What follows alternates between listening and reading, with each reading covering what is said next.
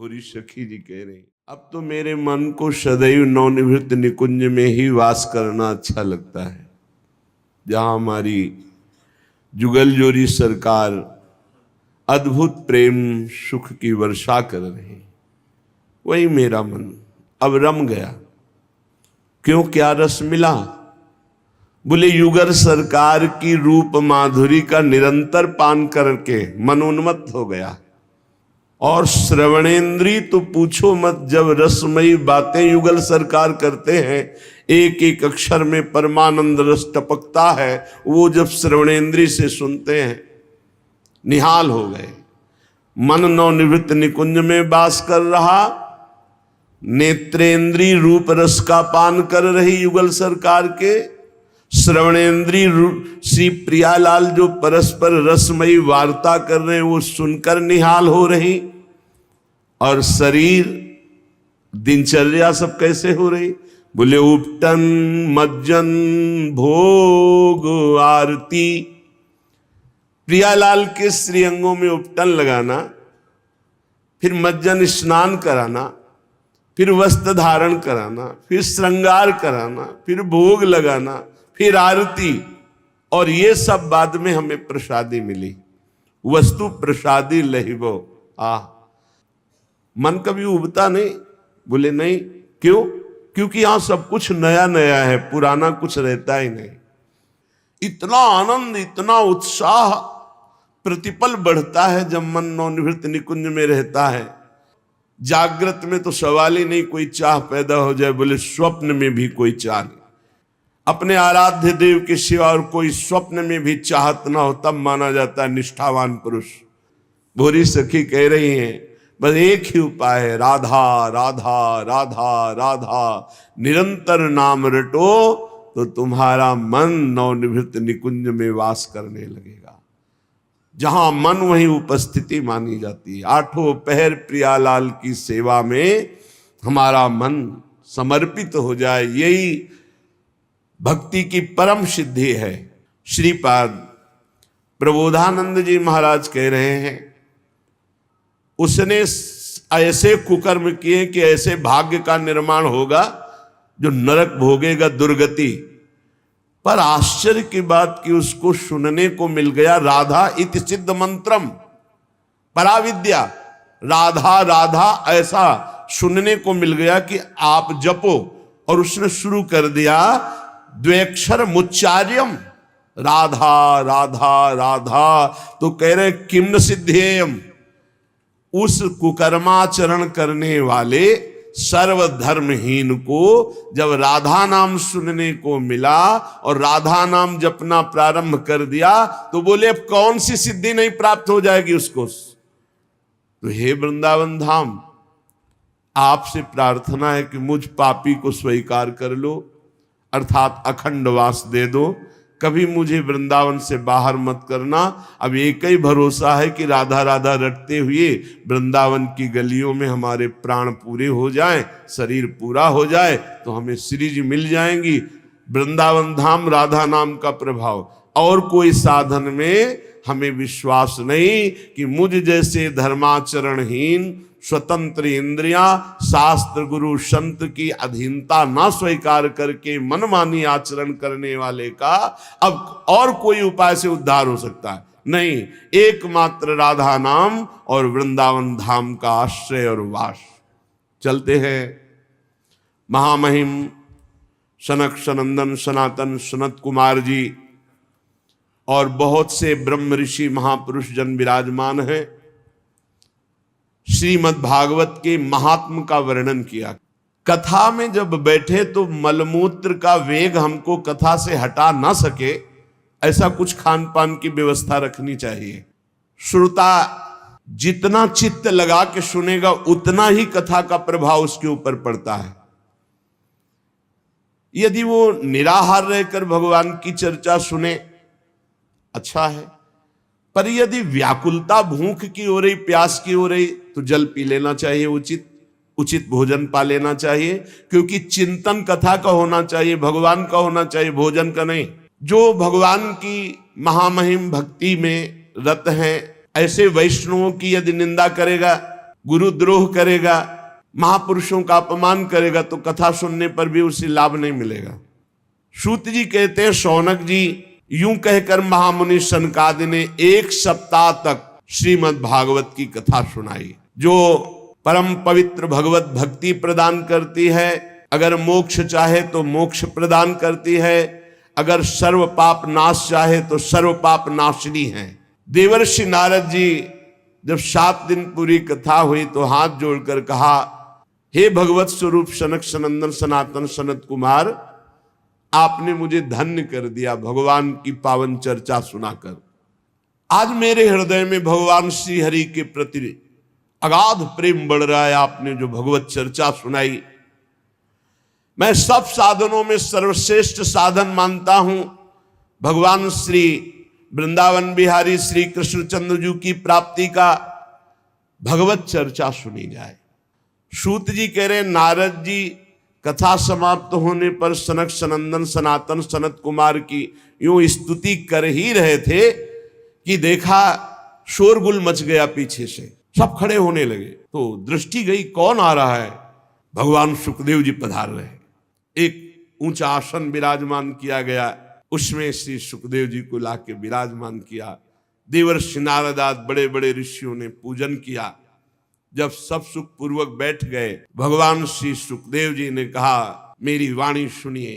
हे रसिक, हे भक्तजन, हे भावुकजन, ये श्रीमद् भागवत वेद रूप कल्प तरु का परिपक्व फल है और मुझ सुखदेव रूपी सुख के मुख का संयोग हुआ है। इसमें प्रेमामृत रस भरा हुआ है, रस ही रस है, इसमें न छिलका है न गुठली है।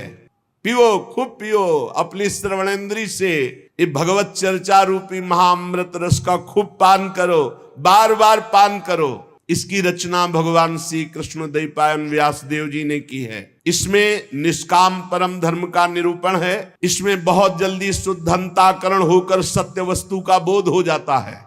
जब कभी कोई पुण्यात्मा भगवत कृपा से इसके श्रवण का पूर्ण संयोग बनता है तो उसी समय भगवान निश्चय कर लेते हैं कि अब ये मुझे अधीन कर लेगा।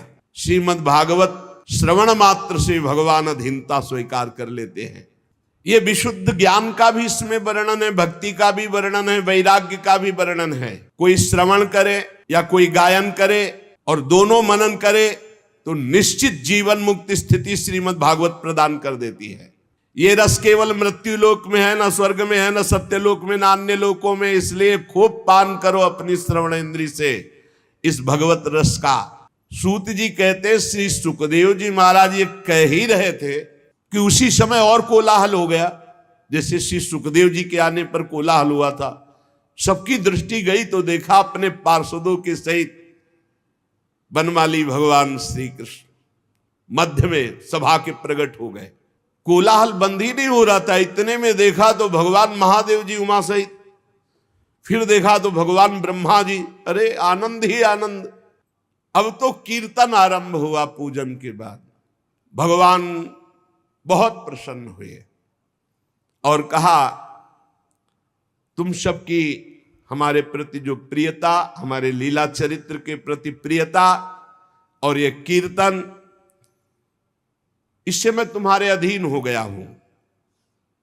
वरदान मांगो तुम सब, जिसकी जो इच्छा हो।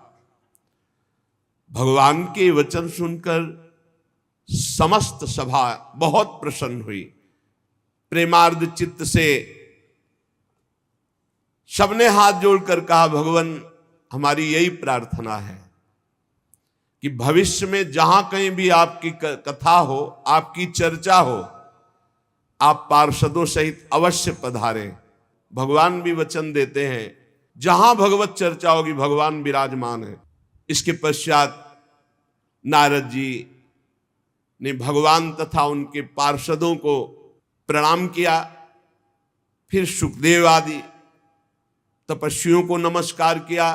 फिर जितने कथामृत पान करने के लिए सब लोग आए हुए थे, सबको शौनक जी ने पूछा, सूत जी, श्री सुखदेव जी ने राजा परीक्षित को भागवत कब सुनाई?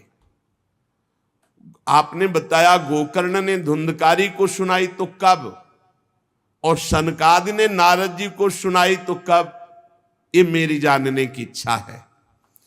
सूत जी ने कहा भगवान श्री कृष्ण के स्वधाम गमन के बाद कलयुग के 30 वर्ष बीत जाने पर भाद्रपद मास की शुक्ला नवमी को सुखदेव जी ने एक कथा आरंभ की, राजा परीक्षित को सुनाई। राजा परीक्षित के कथा सुनने के बाद कलयुग के 200 वर्ष बीत जाने पर आषाढ़ मास की शुक्ला नवमी को गोकर्ण जी ने धुंधकारी को कथा सुनाई। और कलयुग के 230 वर्ष निकल जाने के बाद कार्तिक शुक्ला नवमी को सनकादि ने ये कथा आनंद घाट हरिद्वार में सब ऋषियों के समक्ष सुनाई। एक बार भगवान विष्णु एवं देवताओं के परम पुण्यमय क्षेत्र नैमिषारण्य में शौनकादि ऋषियों ने भगवत प्राप्ति की इच्छा से 1000 वर्ष में पूरे होने वाले एक महान यज्ञ का अनुष्ठान किया। एक दिन उन लोगों ने प्रातःकाल अग्निहोत्रादि नित्य कृत्यों से निवृत्त होकर सूत जी का पूजन किया और उन्हें ऊंचे आसन पर बैठाकर बड़े आदर से प्रश्न किया। ये सूत जी उनके पुत्र उग्रश्रवा हैं। पहले वाले सूत जी का नाम रोमहर्षण था, तो महाभारत प्रसंग में उसके बाद इसकी रचना हुई, तो अब इसके प्रवक्ता हैं उग्रश्रवा। सूत जी के पुत्र सूत जी ही हुए। रोमहर्षण जी को तो बलराम जी ने कृपा करके परम पद पहुंचा दिया था। ऋषियों ने नित्य अपना प्रातःकालीन कर्म करके सूत जी का पूजन करके ऊंचे आसन पर बैठाकर प्रश्न किया। ऋषियों ने कहा सूत जी आप निष्पाप हैं, आपको समस्त इतिहास पुराण धर्म शास्त्र सिद्धांत सब का ज्ञान है। वेदवेत्ताओं में श्रेष्ठ भगवान बादरायण ने, श्री कृष्ण द्वैपायन व्यास देव जी ने, भगवान के सगुण निर्गुण रूप को जानने वाले दूसरे मुनियों ने जो कुछ जाना है वो सब आपको ज्ञान है। आपको सब ज्ञान, जितना ऋषि मुनियों को सबको ज्ञान, जो रचना सब कुछ आपको ज्ञान है। और आप बड़े सरल हृदय के हैं, शुद्ध हैं। इसी से अनुग्रह रूप आपके अंदर यह ज्ञान आया है, कृपा से। गुरुजन अपने प्रेमी शिष्य को अपने हृदय की गुप्त से गुप्त बात बता दिया करते हैं। आयुष्मान, आप कृपा करके बतलाइए कि सब शास्त्रों पुराणों गुरुजनों सिद्धांतों उपदेशों में कौन सा ऐसा सरल साधन है जिससे कलयुगी जीव भगवत प्राप्ति कर ले। आपको सब ज्ञान है। भगवान के अवतीर्ण होने का रहस्य क्या था, उसे हम सुनना चाहते हैं। आपन्ना संस्कृतिम घोरा, बार बार जन्म बार बार मरण बार बार कर्म के फंदे में फंसा हुआ जीव, ये जब तक भगवान का नाम जप नहीं करेगा तब तक मुक्त होने वाला नहीं। बस नोट कर लो दिमाग में बात। श्री व्यास जी कहते हैं शौनकादि ब्रह्मवादी ऋषियों के ये प्रश्न करने पर रोमहर्षण के पुत्र उग्रश्रवा को बड़ा ही आनंद हुआ। उन्होंने ऋषियों के इस मंगल में प्रश्न का अभिनंदन करते हुए उग्रश्रवा सूत जी बोले। ये उस समय की बात है जब सुखदेव जी महाराज प्रकट होकर, अभी कोई संस्कार नहीं हुआ, लौकिक वैदिक कोई अनुष्ठान नहीं हुआ, बस जन्म हुआ और चल दिए। पिताजी भगवान व्यास देव जी पीछे पीछे पुकार रहे, हा बेटा, पर ये मुड़ के भी नहीं देखे तो वृक्षों से उत्तर निकला, सुकोहम सुकोहम सर्वभूत हृदयम, समस्त भूतों के हृदय में विराजमान भगवान सुखदेव जी। ऐसे महामहिम पहले श्री सुखदेव जी को हम नमस्कार करते हैं। बहुत सुंदर सिद्धांत का वर्णन है। महापुरुषों की, संत महापुरुषों की सानिध्य में हम अपने सौभाग्य का अनुभव करते हैं तो उनकी बातें सुनने में हमें रुचि हो जाती है। तदनंतर श्रवण की इच्छा, तीर्थ आदि पवित्र साधन, उससे महत सेवा और महत सेवा से तदनंतर श्रवण की इच्छा। श्यान महत सेवया तो वासुदेवे कथा रुचि, महापुरुषों के, संतों के संग का, उनकी सेवा का क्या फल? भगवान की कथा सुनने में आसक्ति हो जाए। जहां जहां पी की बात सुने खोजत तिन गैनन। फिर कथा में जो रुचि होती है उससे हृदय पवित्र होता है, अशुभ वासनाएं नष्ट होती हैं और हृदय में तड़पन हो जाती कि अब भगवान को भूलेंगे नहीं, अब इसी जन्म में भगवत प्राप्ति करनी है, और उसके हृदय में भगवान प्रकाशित हो जाते हैं। श्री श्रुत जी कहते हैं सृष्टि के प्रारंभ में कोई तारीख नहीं लिखी है कब किस दिन से प्रारंभ हुई। भगवान ने अपने आप से अपने आप के लोगों के निर्माण की इच्छा की। जो ही इच्छा हुई 10 इंद्रियां, 1 मन, 5 भूत, ये 16 कलाएं प्रकट हो गई।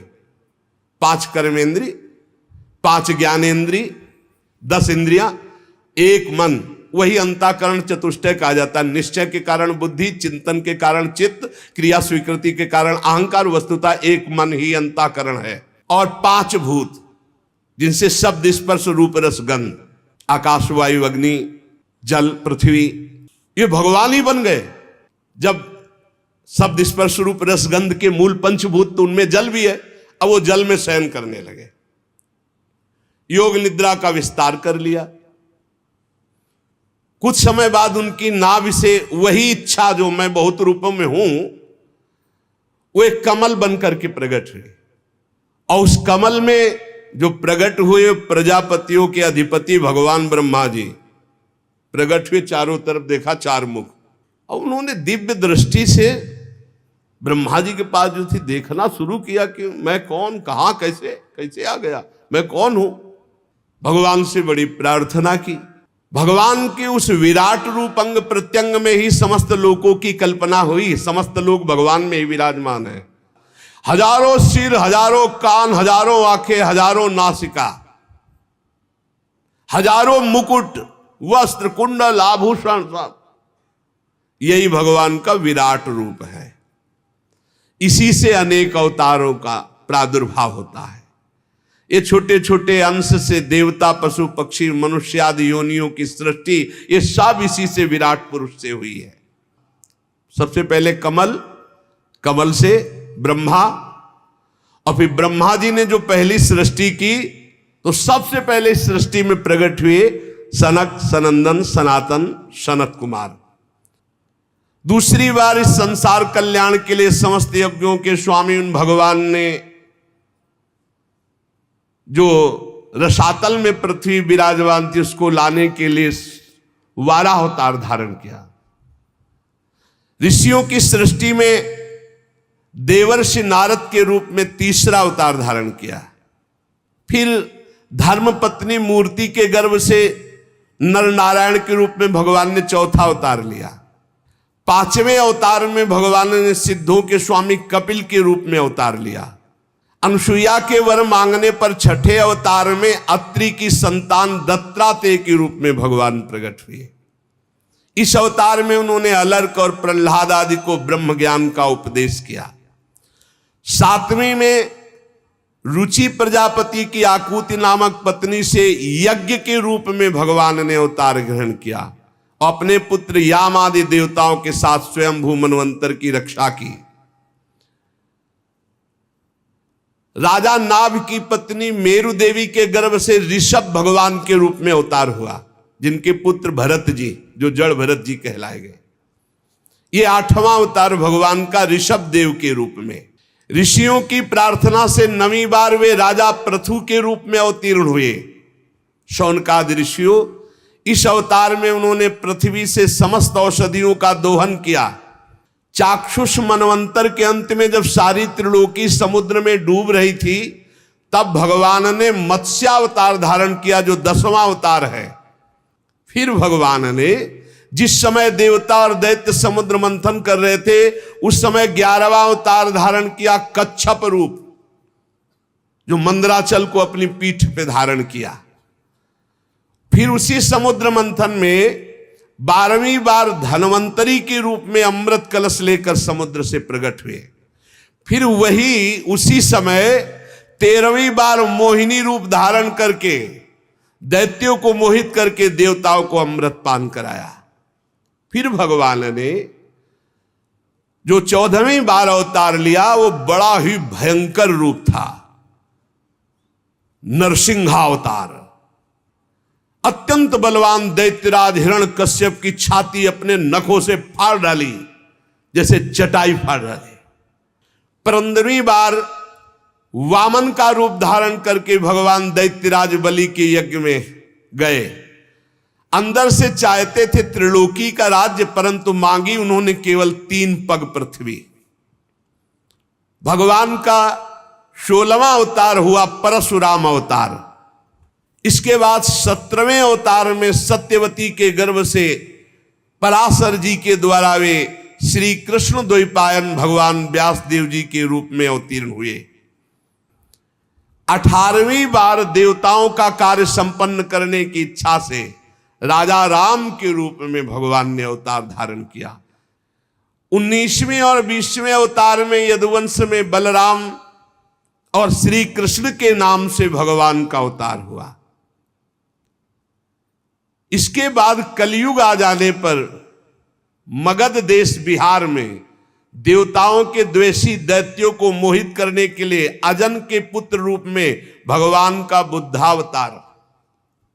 इसके भी बहुत पीछे बाद जब बिल्कुल कलयुग का अंत होना होगा, जब सब लुटेरे हो जाएंगे, कोई किसी का रक्षक नहीं, सब मतवादी आचरण, तो विष्णु यश नामक ब्राह्मण के घर कल्कि के रूप में भगवान अवतीर्ण होंगे।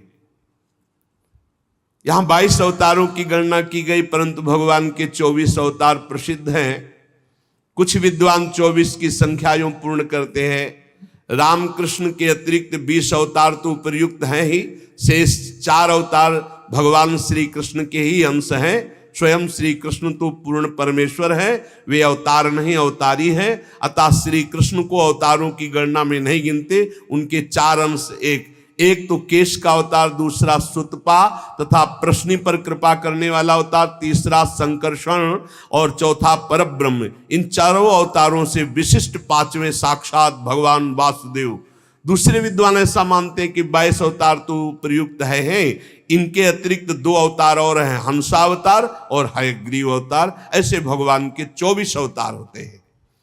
शौनकादि ऋषियों, जैसे अगाध सरोवर से हजारों छोटे छोटे धाराएं निकलती है, वैसे ही भगवान श्री हरि के असंख्य अवतार और होते हैं, जिनका वर्णन नहीं, असंख्य।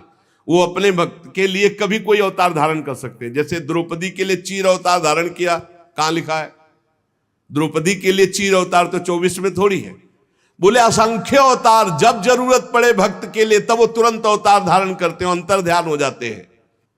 इस आकार आदि से अलग भगवान का एक सूक्ष्म रूप है, न देखने में आता है, न सुनने में आता है, न पकड़ में आता है। सूक्ष्म स्वरूप, उसी को आत्मा कहा गया है। और वही जब शरीराभिमान से युक्त हो जाता है तो उसी को जीव कहते हैं। और उसी शरीराभिमानी का बार बार जन्म मरण होता है। और है कौन? वही है, वही है। बस ये बात समझना है। भगवत स्वरूप होकर भगवत लीला में जाया जाता है। भगवान का एक सूक्ष्म अव्यक्त रूप है, जिसका आकार आदि नहीं है, न देखने में आता है, न सुनने में आता है। वो बड़ा सूक्ष्म है। तो क्या कहते हैं उसको? बोले आत्मा। और जब वही आत्मा अपने स्वरूप को भूलकर देह भाव में आ जाती तो उसे कहते हैं जीव। और इसी जीव का बार बार जन्म मरण होता है। ये लौटते चले जाओ तो पहुंचोगे वही प्रभु में ही। अब जिस अवस्था में गुरु प्रताप से आत्मस्वरूप का बोध हो जाए, शरीर से मैंपन हट जाए, उसी समय जीवन मुक्त ब्रह्म स्वरूप तत्वज्ञानी लोग इस रहस्य को जानते हैं। ये बुद्धि परमेश्वर की साक्षात माया है, बुद्धि तुम्हारी। ये जीव इसी बुद्धि में आसक्त होकर दुर्गति को प्राप्त हो रहा। जैसा निर्णय बुद्धि करती वैसे ही वो करता है, इसलिए बंधता चला जाता है। और जीव है कौन? बोले परमानंद में साक्षात परमात्मा। उसी समय जीव परमानंदमय स्वरूप को प्राप्त हो जाता है, जिस समय बुद्धि से अपना संबंध हटा देता है। भगवत लीला गायन, भगवत नाम जप, इससे आप भगवान की कृपा का अनुभव करेंगे, तब आप समझ पाएंगे कि भगवान की करामात क्या है। ये करामात बड़ा भारी जादूगर, अपने आप में सब जादू। दो बातें तो जीवन बना लो, या हम भगवत चर्चा कर रहे हैं, या सुन रहे हैं, या नाम जप कर रहे हैं। बाहरी शरीर से जो भी क्रियाएं, नौकरी, व्यापार, किसानी, सब भगवत गुणगान, भगवान नाम जप, सीधे भगवत प्राप्ति। नहीं तो बड़ा भारी जादू फैला है। एक बार हिम्मत करके निकलो भाई, हम सब भगवान की शरण में हैं। एक बार इस माया प्रपंच से निकलो, नाम जप निरंतर करते रहो, देखना आपकी आध्यात्मिक उन्नति कैसी होती। नाम जप पकड़ लिया, जीत गए पक्का। लीला चरित्र तो हर समय हम नहीं सुन सकते, हर समय नहीं गा सकते, हर समय संयोग नहीं मिल सकता, लेकिन नाम हर समय, नाम। और जब चरित्र सुनने और कहने का समय मिले, खूब उदार हृदय से सुनो और गाओ भगवान की लीला। तव कथा अमृतम तप्त जीवन। बोले वो नैमिषारण्य में सुन रहे, वो हरिद्वार में सुन रहे, ये सब भगवान के रचित तीर्थ है। नैमिषारण्य तीर्थ जानते हो क्यों? सुदर्शन चक्र के प्रभाव से। और यहां स्वयं भगवान लीलारत थे, है और आगे रत रहेंगे। प्रिया प्रीतम का घर है ये, बस ट्रांसफर हो गया, शरीर ये छूटा और निकुंज की पोशाक मिलेगी। चल सखी प्रियाजू के पास, निरंतर नाम जप करो और जितना बन सके उतना परोपकार करो, दूसरों का हित करो, बड़ा आनंद रहेगा। शेष चर्चा आगे। श्री राधा वल्लभ लाल की।